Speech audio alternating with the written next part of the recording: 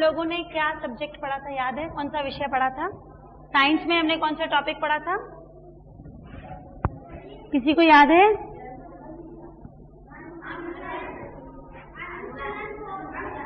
अनुकूलन बताया था मैंने। अनुकूलन हमने किस जानवर के अनुकूलन के बारे में पढ़ा था? ऊंट के बारे में। और मैंने आप लोग को होमवर्क भी दिया था कि ऊंट का चित्र बनाकर आएंगे और ऊंट की विशेषताएं जो कल मैंने बताई थी उसको हम लोग रिवाइज करेंगे। ये देखिए, ऊंट को हम लोग किस नाम से जानते हैं? रेगिस्तान का जहाज। कल बताया था ना मैंने। देखो, एक लड़की ये बना के आई है ऊंट का चित्र। जमुना, इसको यहाँ से ठीक से पकड़ो एक मिनट। ये वाला उधर सर की तरफ। ये है ऊंट का चित्र। आपने सच में ऊंट देखे हैं? देखे ना? और उसकी सबसे एक अजीब तरह की जो विशेषता होती है जो किसी भी जानवर में नहीं होती, वो क्या होता है? कूबड़। इसमें दिख रहा है? और इस कूबड़ के ऊपर ही तो सीट लगी होती है जिसपे हम लोग बैठते हैं, जिसपे सवारी बैठती है, सामान रखते हैं। ये तो छोटा ऊंट है।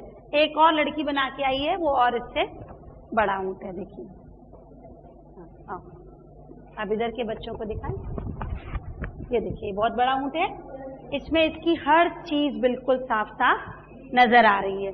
इसका कूबड़, इसके पैर, गद्दीदार पैर, जिसकी वजह से कि ये रेत में धंसता नहीं है। इसकी लंबी ऊंची गर्दन की आंखें, जिससे कि दूर दूर तक ये देख सकता है। जिस तरह से, जमुना बेटा बैठो, जिस तरह से कि मैंने आपको ये बताया कि ऊंट के शरीर में विशेष तरह का एक अनुकूलन पाया जाता है जिसकी वजह से वो रेगिस्तान में रह सकता है और उसको कोई तकलीफ नहीं होती। अच्छा, आप लोगों ने ठंडी जगहों के नाम सुने हैं जहाँ केवल बर्फ ही बर्फ गिरती है? हाँ, कहाँ पर? हिमालय। हिमालय पर्वत में क्या होता है? केवल बर्फ ही बर्फ होती है। वहां पर हमारे जैसे जमीन नहीं। तो क्या वहां पर भी कोई वनस्पति या कोई जानवर रहते हैं? अगर हम रेगिस्तान के ऊंट से कहें कि आप हिमालय में जाके रहो, तो क्या वो रह सकेंगे?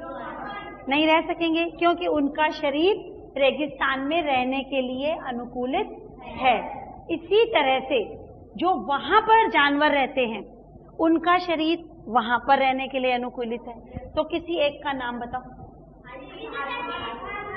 भालू, जिसको हम लोग कहते हैं पर्वतीय भालू। पर्वतीय क्षेत्र में या ठंडी जगहों पर रहने वाले जंतु।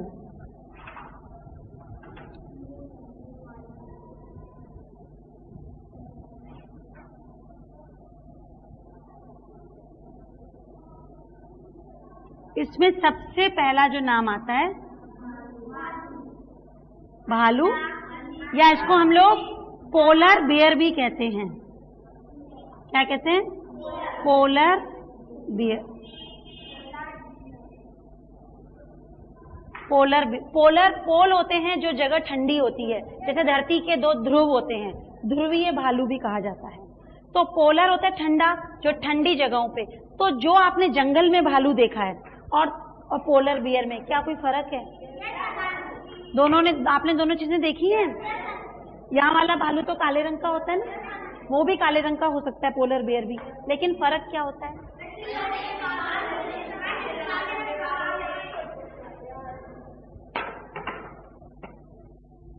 ये देखिए, पर्वतीय क्षेत्र में रहने वाला जंतु। इस चित्र में देखो आप कि यहाँ पे बकरी और भालू दोनों दिख रहे हैं।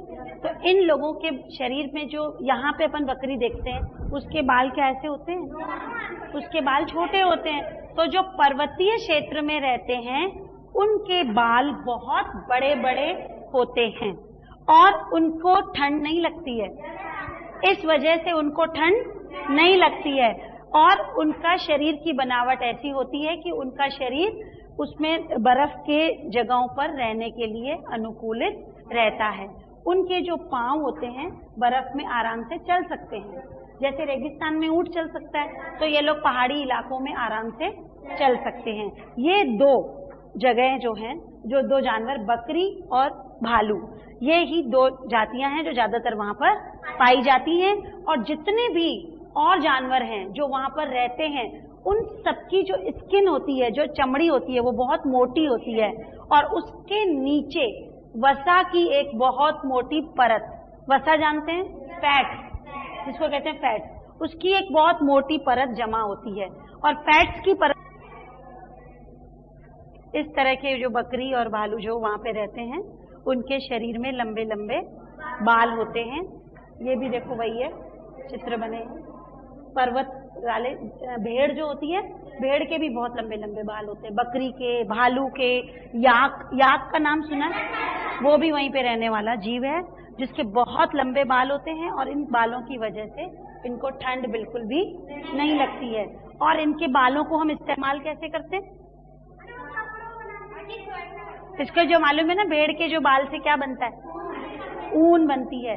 इसीलिए हम लोग कहते हैं फर का कोट अगर हम पहनेंगे तो हम लोग भालू के जैसे हो जाएंगे और हमको ठंड नहीं लगेगी। देखो ऐसा होता है इनका शरीर।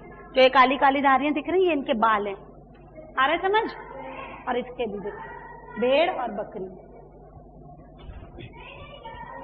जिस तरह से वहां पर रहने वाले जंतु अनुकूलित हैं, क्या उस तरह से वहां की वनस्पति भी अनुकूलित होती है? क्या वहां के पेड़ पौधे भी हमारे पौधों से अलग होते हैं? ये देखो, ये है वहां पर उगने वाले पेड़ पौधों का एक नमूना कि यहाँ जो हम लोग पेड़ पौधे देखते हैं, जैसे नीम, अशोक या गुड़हल, तो क्या उनकी पत्तियां ऐसी होती हैं? इनकी पत्तियों की क्या विशेषता दिखाई दे रही है? और ये लो, एक पत्ती लो, सब लोग एक एक पत्ती लो और देखो इन पत्तियों में क्या विशेषता है? ये देखा इन पत्तियों को? देखो हम भी देख रहे हैं। ये पत्ती जो हमारी साधारण पत्तियां हैं, क्या उससे अलग तरह की हैं कि नहीं है ना? अच्छा देखो, जैसे ये पेड़ है, इस पेड़ में और अगर ऐसा पेड़ हो तो कोई फर्क है? क्या फर्क है? इस पेड़ में मतलब जो पत्तियां हैं या इसका जो आकार है, और जो पेड़ हमारे यहाँ उगते हैं, जैसे उत्तर प्रदेश में हम लोग रहते हैं, लखनऊ के वातावरण में, जलवायु में, हमारा पहाड़ी इलाका नहीं है, हम लोग मैदानी भाग कहलाते हैं। ये जो पहाड़ का मैं बता रही हूँ, पर्वतीय क्षेत्र में, इन दोनों में क्या फर्क है? ये हमारे अशोक या नीम का पेड़ है और ये चीड़ का नाम सुना है? ये वो वाला पेड़ है। तो बताओ क्या फर्क है? कड़ी नहीं, और इसका आकार बताओ। और क्या मतलब नुकीली है? नुकीली है, देखो छू के देखो कितना चुभ रहा है, कांटे के जैसा। नुकीली है और पतली है, सुई के जैसी। और जो हम लोग के यहाँ पत्तियां होती हैं वो कैसी होती हैं? चौड़ी। मैंने पत्ती का डिजाइन आपको क्या बनाया नहीं था बोर्ड पे? पत्ती का आपको नहीं मालूम है? हम लोगों की पत्तियां ऐसी होती हैं, लेकिन क्या ऐसी है ये? तो ऐसी क्यों है? अगर ये पत्ती ऐसी है तो पर्वत के क्षेत्रों में ऐसी पत्तियां क्यों हो रही हैं? हाँ, क्योंकि वहां पे बर्फ बहुत गिरेगी। अगर ऐसी चौड़ी पत्ती होगी तो बर्फ इस पे जम जाएगी और पत्ती बेकार हो जाएगी। लेकिन ये चिकनी और नुकीली है, तो अगर बर्फ गिरेगी तो वो नीचे लुढ़क जाएगी। और पर्वतीय क्षेत्र है तो वहाँ पानी भी बहुत ज्यादा नहीं होगा। जैसे मरुस्थल में पत्तियां कांटों में बदल गई थी, तो यहाँ पे पत्तियां नुकीली हो जाती हैं। समझ गए क्या फर्क है? कि पत्तियां अपने आप नुकीली सुई की तरह हो जाती हैं और इनके ऊपर बर्फ के गिरने का कोई असर नहीं होता। जैसा कि आप लोग छू के देख सकते हैं कि ये पत्ती कितनी कड़ी है। अगर इसको पानी में भी डाल दें, इसके ऊपर बर्फ भी गिर जाए तो ये टूटेगी नहीं। लेकिन हम लोगों की पत्तियां बहुत मुलायम होती हैं और वो टूट जाती हैं। और दूसरा, एक तो पत्ती का आकार देखो, ये ऐसी वाली होती है, नुकीली एकदम सुई की तरह। और जो पेड़ों का आकार होता है, सब लोगों ने क्रिसमस ट्री देखा है? उसका आकार क्या होता है?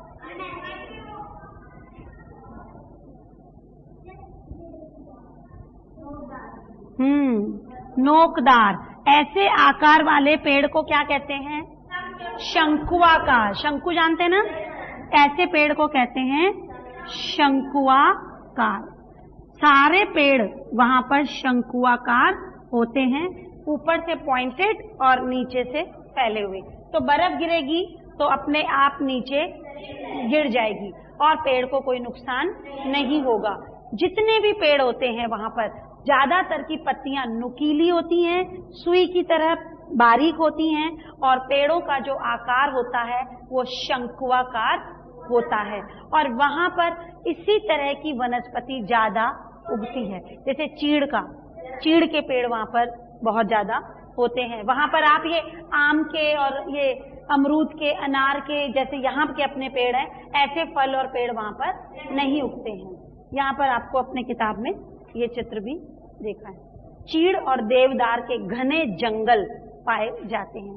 ये अपनी किताब है तो किताब में देखो, नहीं तो ये वाला देखो, ये दिख रहा है, इसका आकार दिख रहा है सबको, इसका आकार दिख रहा है ना सबको।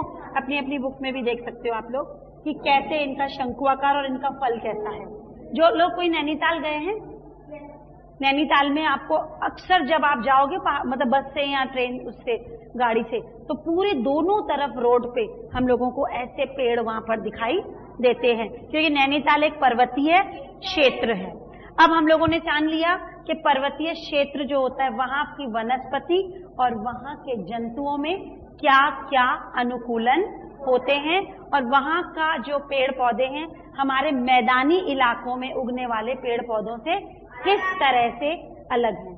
अभी भी जिनको देखना है ये आराम से इसको देख सकते हैं, एक एक पत्ते को, कि किस तरह से ये कड़ी हैं, किस तरह से इनकी नुकीली ये धारी होती है, और इनके अंदर जो शिलान्यास होता है, जो जिसको आप लोग मध्य शिरा कहते हो, जैसे इसमें ये सब नहीं होता है। देखिए ये सारी चीजें इसके अंदर नहीं है, इसके अंदर केवल एक ऐसी लाइन बनी होती है, और इसकी वजह से कम पानी को वाष्पित करती है, ज्यादा से ज्यादा पानी सोखे रखती है, क्योंकि ऐसा जब फैला हुआ कोई चीज होता है तो पानी ज्यादा बाहर जाता है, क्योंकि वहां पर पानी की कमी होती है।